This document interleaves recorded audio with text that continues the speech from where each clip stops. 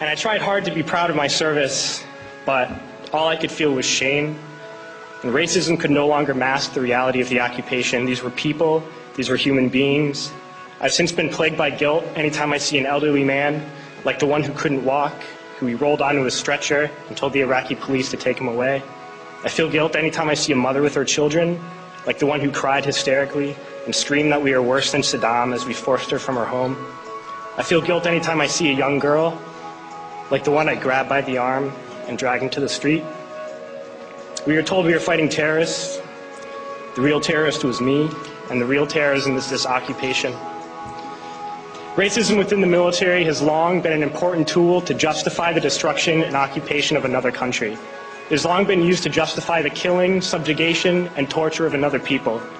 Racism is a vital weapon employed by this government. It is a more important weapon than a rifle, a tank, a bomber, or a battleship. It is more destructive than an artillery shell, or a bunker buster, or a Tomahawk missile. While all those weapons are created and owned by this government, they are harmless without people willing to use them. Those who send us to war do not have to pull a trigger or lob a mortar round. They do not have to fight the war, they merely have to sell the war. They need a public who is willing to send their soldiers into harm's way. They need soldiers who are willing to kill and be killed without question. They can spend millions on a single bomb, but that bomb only becomes a weapon when the ranks of the military are willing to follow orders to use it. They can send every last soldier anywhere on earth, but there will only be a war if soldiers are willing to fight. And the ruling class, the billionaires who profit from human suffering, care only about expanding their wealth, controlling the world economy.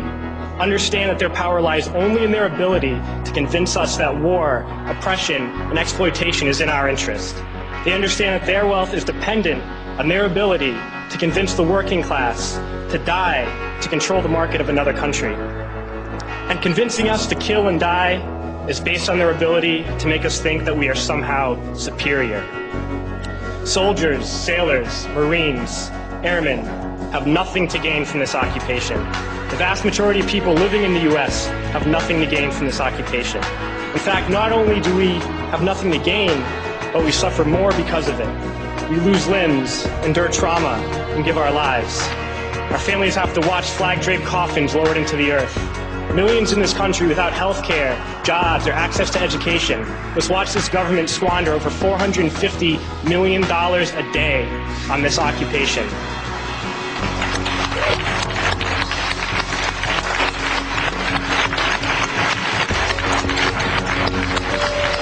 Poor and working people in this country are sent to kill poor and working people in another country to make the rich richer.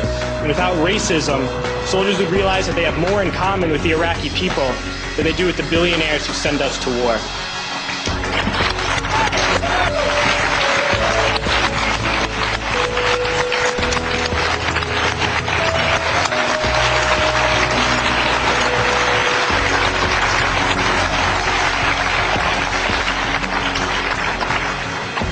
I threw families onto the street in Iraq, only to come home and find families thrown onto the street in this country, in this tragic and unnecessary foreclosure crisis.